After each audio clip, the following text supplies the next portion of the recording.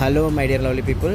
So ప్రతిరోజు ఒక మంచి పని అనే భాగంలో అయితే ఈరోజు పొద్దున 6 గంటలకు లేచి ఉప్మా అయితే చేయడం జరిగిందనమాట.